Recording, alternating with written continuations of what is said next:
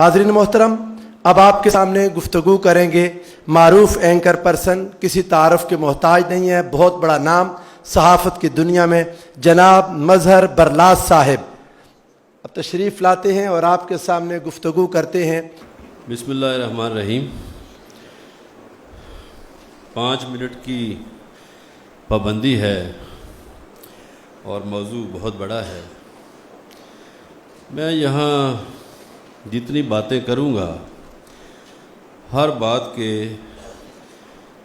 3 پہلو ہوں گے اور ماضی، حال اور مستقبل کے حوالے سے بات کروں گا۔ اگر ماضی کو دیکھا جائے تو مسلمانوں نے اپنے رسول صلی اللہ علیہ وسلم کی باتوں پر عمل نہیں کیا۔ ابھی میرے ایک دوست حوالہ دے رہے تھے آخری خطبے کا، تو مسلمانوں نے آخری خطبے پہ کہاں عمل کیا؟ یہ تاریخی حقیقت ہے۔ دوسرا پہلو یہ ہے کہ آخری خطبے میں جس کے بارے میں کہا کہ اس کے پیچھے چلو، تو مسلمان تو بکواس کرتے رہے منبر رسول سے اس عظیم شخصیت کے بارے میں۔ اور تیسرا پہلو یہ ہے کہ جس رسول نے احسان کیا پوری انسانیت پر، اللہ تعالیٰ کا اعلیٰ دین ان پہ مکمل ہوا، تو انہی کے گھرانے کو اجاڑنے والے بھی مسلمان تھے۔ اب آ جائیے حال پہ۔ حال میں میری باتیں آپ کو کڑوی لگیں گی، لیکن مسلمانوں کا سب سے بڑا دشمن مال ہے۔ بہت سے علماء دین کوئی ذکر خدا کو بیچ رہا ہے، کوئی ذکر رسول کو بیچ رہا ہے، کوئی ذکر حسین کو بیچ رہا ہے، منڈیاں لگی ہوئی ہیں، ریٹ لگے ہوئے ہیں۔ کیا یہ لوگ قیامت سے نہیں خوف زدہ؟ کیا ان کو رسول پاک کا چہرہ نہیں دیکھنا؟ یہ کیا جواب دیں گے کہ ہم تمہارے خدا کے ذکر کو بیچتے رہے، ہم تمہارے ذکر کو بیچتے رہے اور ہم تمہارے لخت جگر کے ذکر کو بیچتے رہے؟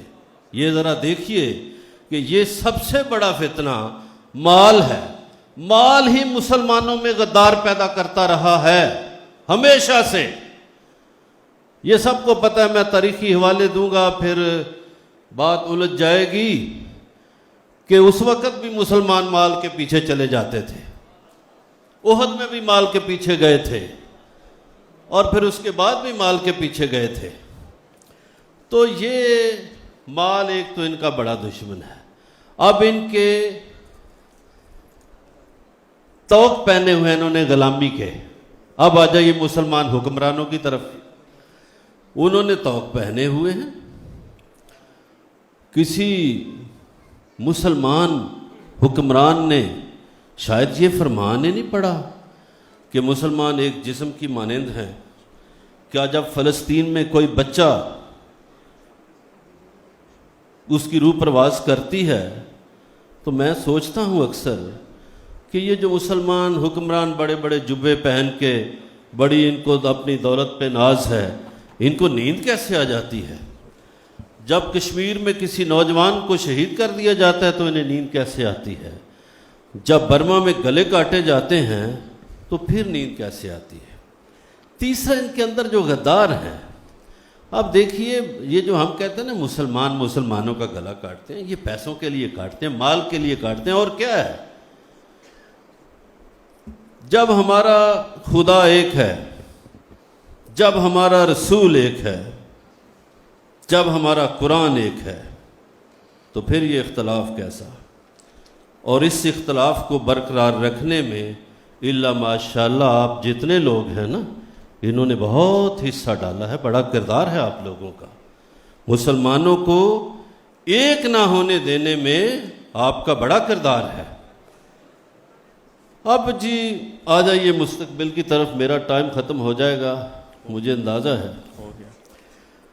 پہلی بات، مسلمان اپنے دلوں سے ڈر نکال دیں جب تک ڈر نہیں نکلے گا، جب تک آپ یہ سمجھیں گے کہ ہماری روٹی امریکہ سے آتی ہے، جب تک آپ یہ سمجھیں گے کہ ہماری روٹی برطانیہ سے آتی ہے، تو بھائی آپ کچھ نہیں کر سکتے۔ خوف کے بت پہلے توڑنے پڑیں گے، پھر آپ لوگ، آپ کے ملکوں میں، پاکستان بھی اس میں شامل ہے، یہ سارا تعلیمی نظام انگریز کا مسلط کردہ ہے۔